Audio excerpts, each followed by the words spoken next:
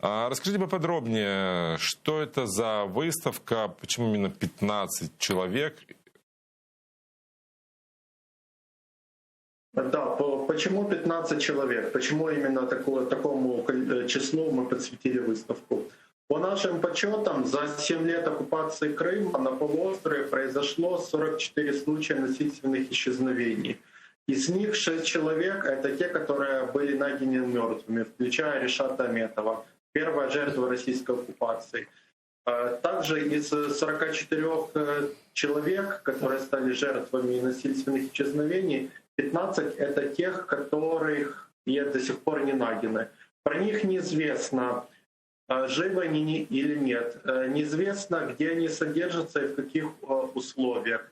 Их родственники годами живут в неопределенности, теша себя надеждой один день увидеть своего мужа, сына, отца или брата живым. Эта надежда иногда переходит в полнейшее разочарование, поскольку прошло уже почти 5 лет с момента последнего такого исчезновения, и при этом нету никаких новостей о судьбе человека. И поэтому наша организация «Крымсоц» организовала такую выставку в здании Национальной библиотеки Украины имени Ярослава Мудрого, которая находится возле Европейской площади, такую небольшую галерею, и в ней представлены истории этих 15 лиц, как они пропали, при каких условиях,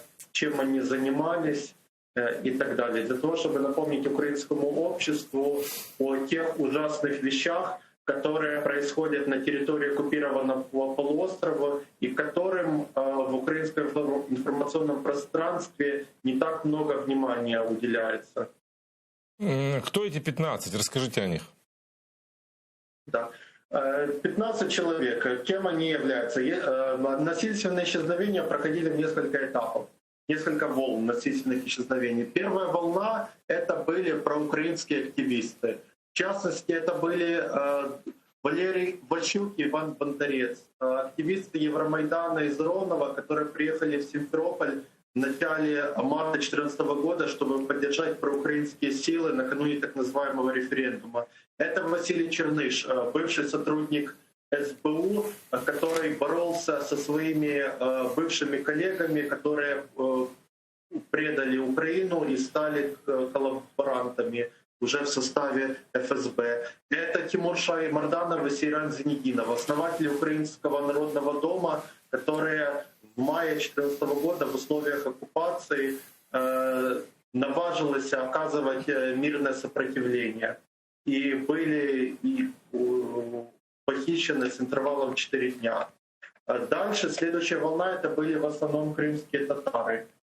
Те крымские татары, которые исчезли, они, много из них были родственниками или же непосредственно какими-нибудь известными активистами, которые боролись с нарушениями прав человека.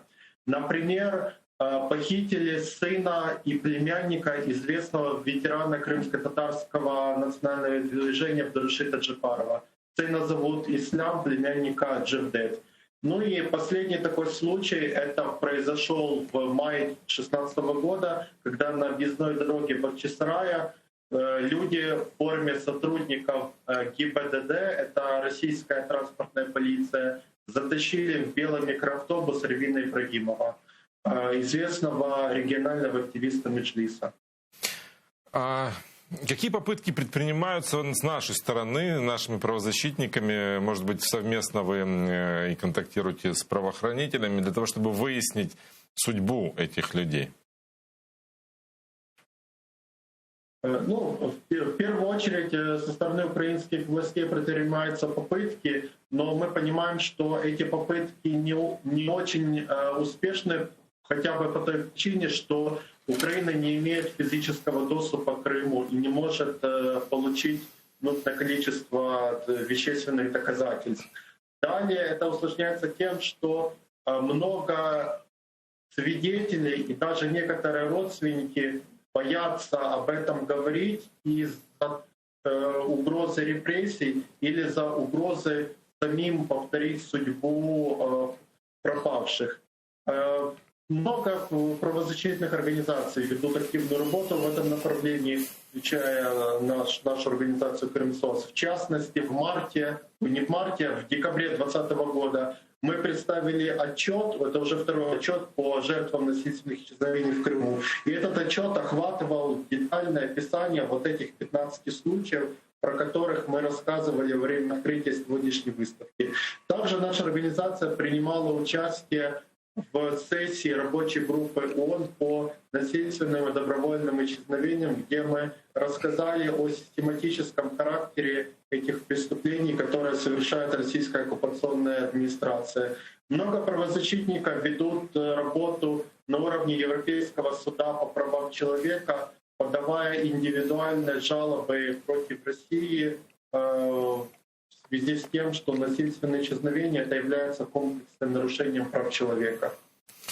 Вот вы вспомнили про Эрвина Ибрагимова, члена исполкома Всемирного конгресса крымских татар, который был похищен в Бахчисарае возле своего дома сотрудниками дорожной полиции России. Ситуация настолько страшна и парадоксальна, что вот сейчас во время так называемых судов, которые идут в оккупированном Крыму против лидера крымско-татарского народа Мустафы Джемилева, суд вызывает Эрвина Ибрагимова для дачи показаний. И на полном серьезе, что так называемые прокуроры, что так называемые судьи, зная, что этого человека невозможно найти, что они его сами не ищут и не хотят этого делать, они сами его и похитили, это наверняка и знают, что с ними и где он, они делают вид, что этот человек по-прежнему живет в Бахчисарае и вызывают его на суд, на полном серьезе ждут, когда его туда доставят. Вот ситуация настолько тупиковая и безвыходная, да, в поиске этих людей? Или есть какая-то надежда хоть что-то о них узнать? Конечно, правозащитники делают все возможное, чтобы прояснилась какая-то судьба этих людей. Конечно же, используется механизм рабочей группы ООН по делам насильственных недобровольных исчезновений. Там, кстати, именно дело Эрвина Ибрагимова также рассматривается. Это может быть инструментом мягкого давления на Российскую Федерацию, поскольку эта рабочая группа постоянно отправляет официальные запросы в компетентные органы Российской Федерации для того, чтобы напомнить им о том, что необходимо искать пропавшего Эрвина Ибрагимова, необходимо эффективно расследовать все обстоятельства произошедшего и так далее. Вы вспомнили этот ужасный случай, когда его вызывали в качестве свидетеля по делу Мустафы Джемилева в так называемый армянский суд. Это нужно сказать, что этот случай можно квалифицировать как пытки в отношении Умера Ибрагимова, отца Эрвина, поскольку родственники тоже являются жертвами насильственных исчезновений ввиду того, что они годами не могут получить никаких новостей о судьбе своих пропавших родственников. А такие действия со стороны оккупационных правоохранительных органов очень негативно оказывают влияние на психологическое и физическое здоровье близких Эрвина.